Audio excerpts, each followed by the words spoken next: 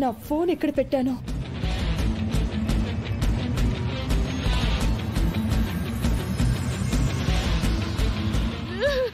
మహా అయిపోయింది మహా, అంతా అయిపోయింది.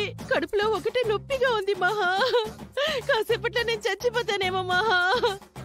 మహా కడుపులో చాలా నొప్పిగా ఉంది మహా. ఏదో ఒకటి చెయ్యి మహా. అబ్బా అయ్యో, ఫోటో ముందు దీపం పెడతారేమో, ఫోన్ లో రిప్పని మెసేజ్లు పెడతారేమో. అమ్మో, ఇంతకీ ముందు ఎవరు పోతారు మహా? నువ్వా నేనా? మనల్ని కాలుస్తారా పోడుస్తారా? మనం స్వర్గానికి పోతావా నరకానికి పోతావా? మనకి పునర్జన్మ ఉంటుందా ఉండదా?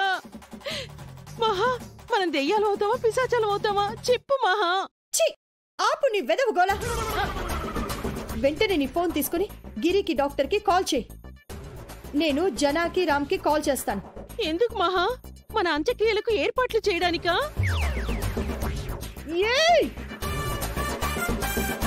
మనము ఇంకా బ్రతికే ఉన్నాం. టైం వేస్ట్ చేయకుండా త్వరగా కాల్ చేయి. వెళ్ళా. సరే సరే.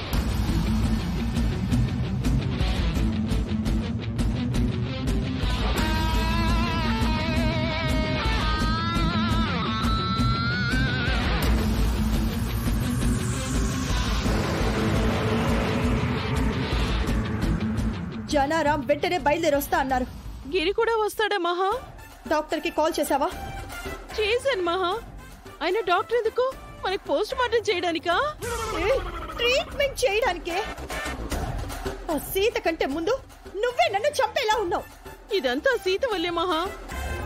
మనతో విషం తినిపించి అదేం చేస్తుందో ఏమో. మహా ఎక్కడా? అర్చన ఎక్కడా? మా పిన్ని ఎక్కడా? ఇక్కడైతే లేరు. పైన గదిలో ఉన్నారు, లేక పైలోకానికి పోయారో తెలీదు.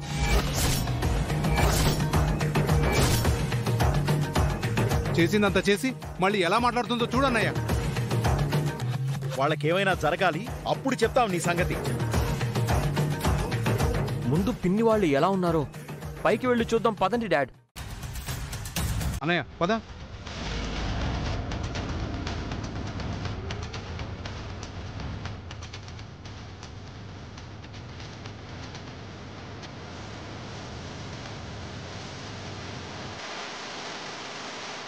ఏంటి సీత, స్టోరీ ఇప్పుడే స్పీడ్ అందుకున్నట్టుంది. క్యారెక్టర్లు పరిగెడుతున్నాయి. స్క్రీన్ ప్లేలో ఆ మాత్రం సస్పెన్స్ లేకపోతే సినిమా బోర్ కొడుతుంది కదా పిన్ని. సరదాగా ఒక చిన్న పందెం వేసుకుందామా సీత? మా ఇద్దరి వదిన్లలో ఎవరు ముందు పోతారంటావు? పైన అత్తయ్య వాళ్ళు అదే టెన్షన్ లో ఉన్నారు పిన్ని. మీరేం మాట్లాడుతున్నారో నాకేం అర్థం కావట్లేదమ్మా. ఈ ఇంట్లో ఏం జరుగుతుంది? సినిమా జరుగుతుంది రాజమ్మక్క. కొన్ని సినిమాలు క్లైమాక్స్ వరకు అర్థం కాదు. ఈ కామెడీ క్రైమ్ సినిమాని అలా చూస్తూ ఉండు. నాకైతే ఇది సస్పెన్స్ థ్రిల్లర్ లా అనిపిస్తుంది సీత. సస్పెన్స్ థ్రిల్లరే పిన్ని. వాళ్లకు సస్పెన్సు, మనకి థ్రిల్లింగ్. ఏంటో వాళ్ళు అర్థం కావట్లేదు, మీరు అర్థం కావట్లేదు. ఈ టిఫిన్ లో విషయం కలిపానా? అవును, ఈ టిఫిన్ తినే వాళ్ళు చావు బతుకుల్లో ఉన్నారు. వాళ్ళకేమన్నా అయిందో నిన్ను వదిలిపెట్టను. వెయిట్ మామా. రాజమ్మక్క, అమ్మా, ఇందాక అత్తయ్య వాళ్ళు తిన్నది ఈ టిఫినేనా? అవునమ్మా. ఈ టిఫిన్ లో నేను విషం కలిపానని, ఇది తిని మీ పిన్ని వాళ్ళు చావు బ్రతుకుల్లో ఉన్నారని అన్నావు కదా మామా? నేననలేదు, పిన్ని వాళ్లే చెప్పారు.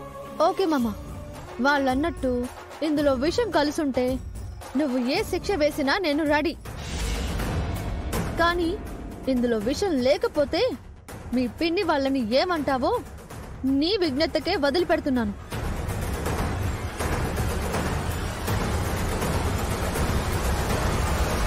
అసలు నువ్వేం చేస్తున్నావు సీత? మీ పిన్ని వాళ్ళు నాటకమాడారని నిరూపించబోతున్నాను. ఏ వద్దు సీత, ఆ విషయాన్ని తినకు. నువ్వు ఆపకు మామా.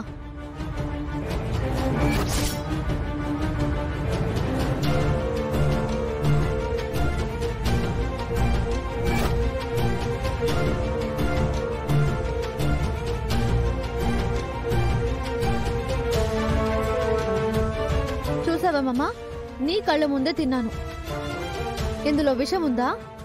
నాకేమైనా అయిందా? నేను బాగానే ఉన్నాను కదా. మరి పిన్ని వాళ్ళు అలా ఎందుకు చెప్పారు? సీతని బ్యాడ్ చేయడానికి రా. మహాలక్ష్మి వదిన, అర్చన వదిన కలిసి నీ దృష్టిలో సీతని చెడుగా చిత్రీకరించాలని అనుకున్నారు. అందుకే ఈ టిఫిన్స్ లో ఏ విషయం లేకపోయినా ఇందులో సీత విషం కలిపిందని చెప్పి నీతో సీతని తిట్టించి కొట్టించాలని ప్లాన్ చేశారు.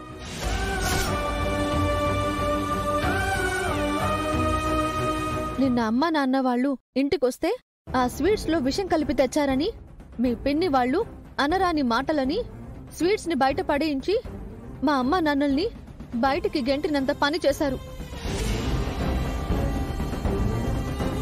ఈరోజు నా మీద నింద వేశారు. మా వాళ్ళు కాని నేను కాని సాటి మనుషులకు విషం పెట్టి చంపేంత దుర్మార్గులం కాదు. ఎదుటి మనిషి బాగుపడాలని కోరుకుంటాం కానీ బాధ పెట్టేవాళ్ళం కాదు. అంటే నిజంగా ఇది పిన్ని వాళ్ళు ఆడిన నాటకమా? నీకింకా అర్థం కాలేదా రామ్? ఆ టిఫిన్ తిన్న సీతకు ఇంతవరకు విషం ఎక్కలేదు. మీ పిన్ని వాళ్ళకు కూడా ఏమీ కాలేదు. కావాలంటే పైకి వెళ్ళి చూడు.